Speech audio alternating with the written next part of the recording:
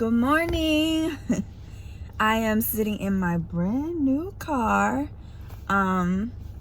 So yeah, this is my dream car. I have a 2020 Honda Accord 1.5 Sport. And I just wanted to do a car tour just to show, an overview of the car for those of you who may be interested in getting, maybe I can convince you that you need it in your life.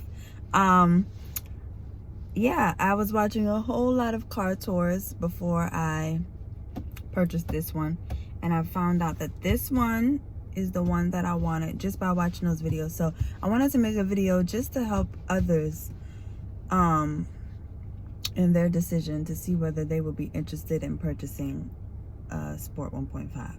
So my previous car that I've owned was a 2003 Ford Taurus. So I was watching one video and the guy said it's like going from a flip phone to an iPhone 8, which is so true. That's how I feel. But needless to say, I'm very excited about my new car.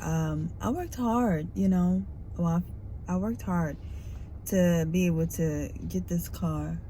And I'm just so grateful. I'm so appreciative that, I'm able to be in a car as nice as this. Like, I never thought that I would be in a car as nice as this. So yeah, I just want to make this video to show you guys my car.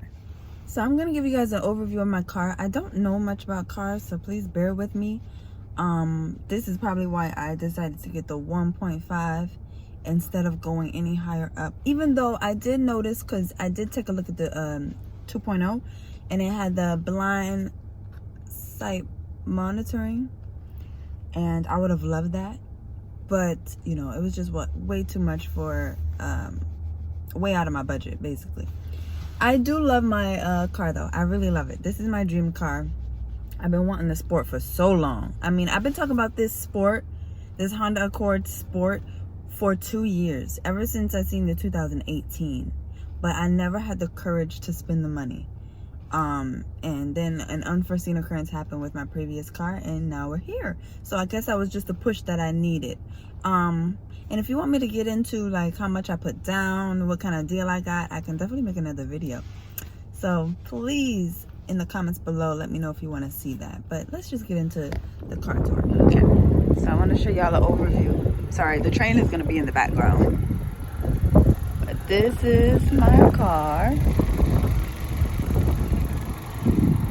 It's a little bit dirty because I've had it for 3 days now, but I mean, it got dirty, I had to drive it. So, yeah, this is an overview.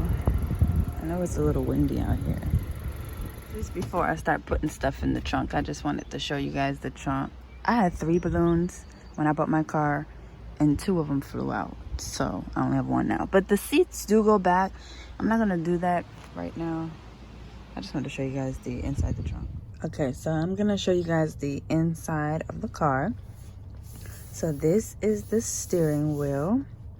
You can change the volume on this one. If I want to skip songs or go backwards, I can use this. This is the home button. This directs this up here, which I usually just keep on this screen, but you can change it to yeah. So you have to press home, and then you can change it. So if you want to see the fuel, or if you want to see speed and time, if you want to just do the audio, your phone, traffic signs, driving support, I really like the maintenance one for the oil, because like I said, I had a Ford Taurus, and this is just super convenient. So, but yeah, it just has all that. I usually just keep it on the tachometer. But yeah, this is the front of the car. They told me to keep the lights on auto. So that's what I do. I love the steering wheel because the steering wheel pulls out 4 ways. You just pull it down, and I already have adjusted to how I want to drive, but you can pull it out, you can pull it up, you can pull it down, or you can push it in. So I really like that. On the side of my door, I just have some hand sanitizer, which is definitely essential right now and any other time. because I've always kept hand sanitizer in my car. But this is just how you adjust your side mirrors. Lock and unlock the doors. If you want to lock your windows, this is how you adjust the windows. It is push to start. Okay, so this car is push to start. So really all you have to do is put your foot on the brake, and then you push and it'll start. If you connect to the Bluetooth like I will automatically connect to the Bluetooth. So you know, this is the infotainment system. I'm sorry guys, this is all new to me. Okay, so you know, you can control the heat. I love that when you want it hotter it turns red, or when you want it cooler it turns blue. And you can sync it with the other side, or the other if you have passengers, they can, you know, they can do it to their own liking. And I definitely like that this has this, because the 2.0 has the buttons, and I just didn't know how I would do with buttons. So you can do your Apple CarPlay from here. Basically I just keep my work badge in here, because I am a registered nurse, and then I have the keys to my other car in here as well. So look at the horses. I don't want you guys to think that I'm just driving around. I'm actually trying to find a place where I could drop off my used textbooks. I know that has nothing to do with this video, but maybe I can take this time to show you guys how the Accord drives, okay?